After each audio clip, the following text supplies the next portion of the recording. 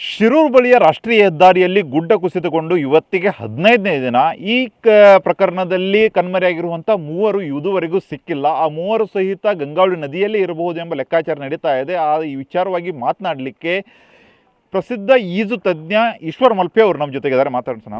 Sir, ನೀವು ಮೊನ್ನೆ ಒಂದು 13ನೇ ದಿನ ಮತ್ತು 12ನೇ ದಿನ ಸ್ಕೂಬಾ ಡೈವ್ ಮಾಡೋದ್ರ ಮೂಲಕ ಅಲ್ಲಿ ಕಾರ್ಯಾಚರಣೆಯನ್ನು ಮಾಡಿದ್ರಿ. ನೀವು ಹೇಳಿದ್ರಿ ಆ ಕಾರ್ಯಾಚರಣೆ ನಮಗೆ ಯಾವ ಕಾರಣಕ್ಕಾಗಿ ಸಕ್ಸಸ್ ಮಾಡೋಕ್ಕಾಗಲಿಲ್ಲ ಅಂತ ಹೇಳಿದ್ರಿ.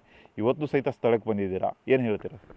ನಮಸ್ತೆ ಸ್ನೇಹಿತರೆ, ನಾನಿವತ್ತು ಇಲ್ಲಿ ಬಂದಿದ್ದೇನೆಂದರೆ ಈ ಗಂಗಾವಳಿಯಲ್ಲಿ ನೀರಿನ ಒಂದು ಸೆಳೆತ ಎಷ್ಟು ಉಂಟಂತ ನೋಡಲಿಕ್ಕೆ. ಯಾಕೆಂದರೆ 3 ಜನ ಮೃತದೇಹ ಇನ್ನೂ ಸಿಕ್ಕಿಲ್ಲ.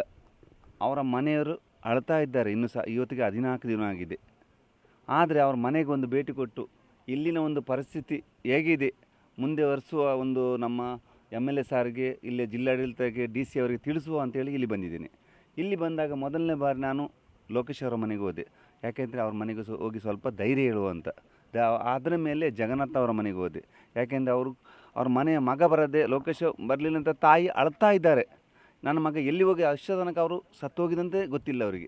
ಯಾಕೆಂದರೆ ಮಗ ಬದುಕು ಬರ್ತಾನೆ, ಎಲ್ಲ ಹೊರಗಡೆ ಇಲ್ಲಿ ನೀರಲ್ಲಿ ಅಚಾನಕ ಹೋಗಿರ್ಬೋದು ಅಂತ ಅವ್ರ ಮನೆಗೆ ಹೇಳಿ ಧೈರ್ಯ ಹೇಳಿ, ನಿಮ್ಮ ಮಗ ಬರ್ತಾನೆ ಅಂತ ಹೇಳಿ ಧೈರ್ಯ ಹೇಳಿ ಬಂದೆ. ಆಮೇಲೆ ಜಗನ್ನಾಥ ಅವರ ವಿಷಯ ಗೊತ್ತೇ ಇದೆಯಲ್ಲ, ಹೋಟ್ಲಲ್ಲಿ ಕೆಳಗೆ ಹೋದಾಗ ಎಲ್ಲಿ ಹೋದ್ರಂತ ಆತ 2 ಹೆಣ್ಣುಮಕ್ಕಳು ನಾವೇ ನೀರಿಗೆ ಬೀಳ್ತಾ ಅಂತ ಹೇಳ್ತಿದ್ದಾರೆ. ಯಾಕೆಂದರೆ ತಂದೆ ಒಂದು ಮೃತದೇಹ ಸಿಗದೆ ಅದಕ್ಕೊಂದು ಸದ್ಗತಿ ಆಗದೆ ಏನು ಮಾಡೋದು? ಅವರು ಹೇಳೋದಿಷ್ಟೇ, ತಂದೆ ಒಂದು ಬಟ್ಟೆ ಬರೆ ಇಲ್ಲ ಅವ್ರದ್ದೊಂದು ಡಿಕಂಪೋಸ್ ಆದ ಬಾಡಿ ಆದರೂ ಹುಡುಕಿ ಕೊಡಿ ಅಂತ ಹೇಳ್ತಾ ಅಳ್ತಾ ಇದ್ದಾರೆ ಇವತ್ತು ಮನೆಯಲ್ಲಿ. ಆವಾಗ ನಾನು ಹೇಳಿದೆ, ಖಂಡಿತವಾಗಿಯೂ ಇದಕ್ಕೆ ಜಿಲ್ಲಾಡಳಿತ, DC ಆಗಲಿ ಅಥವಾ ಇಲ್ಲಿನ MLA ಸಾರ್ ಅವರು ಒಳ್ಳೆ ಇಲ್ಲಿ ನಾನು ಬರುವಾಗಲೇ ಇಲ್ಲೇ ಇದ್ದರು. ಅವರು ಕಾಯ್ತಾ ಈ ಇನ್ನೆಲ್ಲ ಬಾಡಿ ಎಲ್ಲ ಮೇಲೆ ಬರ್ತದಂತ ನೋಡಲಿಕ್ಕೆ ಇಲ್ಲಿ ಬಂದಿದ್ದಾರೆ ಅವರು. ಆದರೆ ಆ ಜಿಲ್ಲಾಡಳಿತ ಮತ್ತು DC ಅವರು ಮತ್ತು MLA ಸಾರ್ ಅವರ ಒಂದು ಮಾರ್ಗದರ್ಶನದಲ್ಲಿ ಖಂಡಿತವಾಗಿ ಇಲ್ಲಿ ಮಾಡ್ತೇವೆ ಅಂತೇಳಿ ಅವರಿಗೆ ಭರವಸೆ ಕೊಟ್ಟು ಧೈರ್ಯ ಹೇಳಿ ನಾವು ಬಂದಿದ್ದೇವೆ. ಅದಲ್ಲದೆ ಇಲ್ಲಿ ಬರುವಾಗ ನಮ್ಮ MLA ಸಾರ್ ಮತ್ತು ತ್ರಿಶೂರಿಂದ ಯಾವುದೋ ಒಂದು ಅಂದರೆ ನೀರು ಆಳಕ್ಕೆ ಹೋಗಿ ಒಂದು 20 ಅಡಿಯಿಂದ ಮಣ್ಣೆಲ್ಲ ತೆಗೆದು ನೋಡುವ ಅಂತ ಒಂದು ಮಿಷನನ್ನು ತರಿಸ್ತಾರೆ ಈಗ. ಅದನ್ನು ತಂದ ಮೇಲೆ ನಾವು ನಾಡ್ದು ತಾರೀಕು 4, 5 ಇಲ್ಲದೆ 3 ತಾರೀಕಿಗೆ ಈ ಅಮಾವಾಸ್ಯೆ ಬರೋ ಟೈಮಲ್ಲಿ ಇಲ್ಲಿ ಲೋ ಟೈಡ್ ಆಗಿರ್ತದೆ, ನೀರು ಕಮ್ಮಿ ಆಗಿರ್ತದೆ ತುಂಬ.